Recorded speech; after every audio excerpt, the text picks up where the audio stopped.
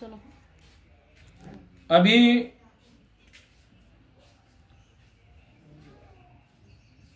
इससे पूर्व के भाग के अंतर्गत 55वें भाग के अंतर्गत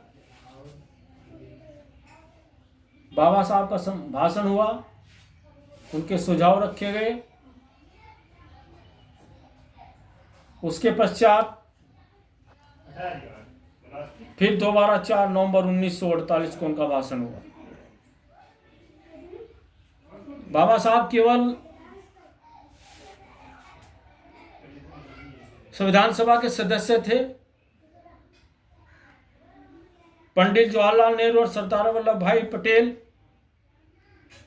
उस समय वैश्विक स्तर पर सर आइबोर जैगनीज राज्य संविधान विशेषज्ञ माने जाते थे।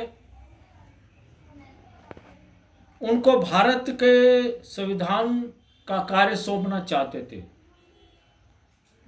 लेकिन महात्मा गांधी जी के सलाह पर, उनके आग्रह पर, उनकी जिद पर डॉक्टर बाबा साहब भीमराव अम्बेडकर का उन्होंने नाम दिया कि हम अपने देश का संविधान किसी विदेशी व्यक्ति से नहीं बनवाएंगे। जब हमारे यहाँ डॉक्टर अम्बेडकर संविधान के विशेषज्ञ हैं तो दूसरों का नहीं बुलाएंगे।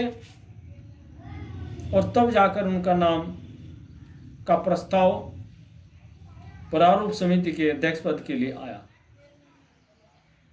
उनका यह चयन 29 अगस्त 1947 को हुआ। इसके पश्चात भारत के दुर्गावी इतिहास का परिणाम करने वालों का निर्णय, जिन लोगों ने यह निर्णय लिया, अत्यधिक अकलमंदी और राष्ट्रहित का काम था। बाबा साहब का चयन संविधान सभा के सदस्यों ने बोलते हुए अनेक बातों की। पहली है कि हिंदू धर्म, हिंदू समाज का कठोर टीका करने वाले विद्रोही व्यक्तियों को उन्होंने देश का संविधान लिखने का काम सौंपा।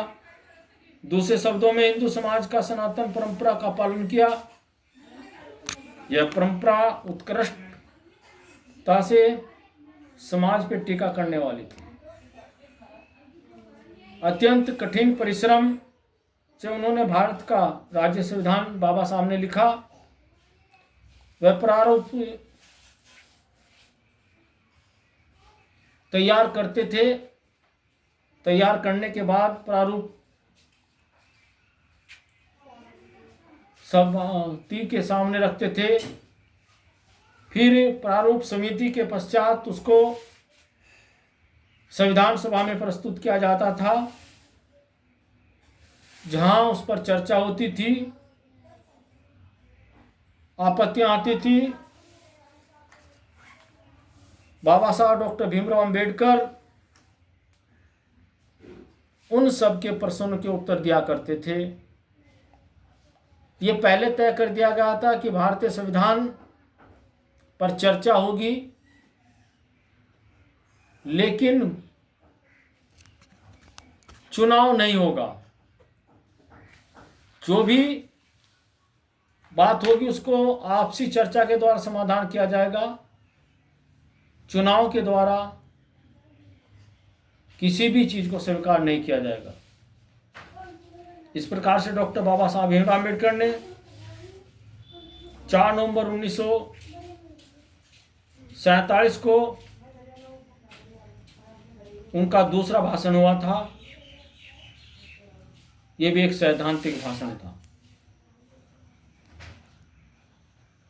इस भाषण का प्रसंग यह है कि बाबा साहब ने राज्य संविधान का लिखित प्रारूप सबकी चर्चा के लिए प्रस्तुत किया था।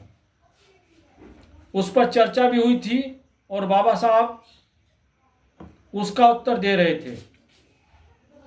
पहले 3-4 परिच्छेदों में कुछ तकनीकी मसले आए।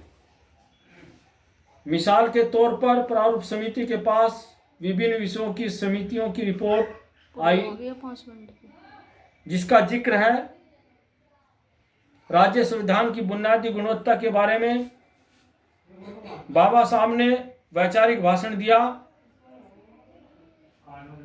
और वैचारिक भाषण की कुछ विशेषताएं इस प्रकार से हैं।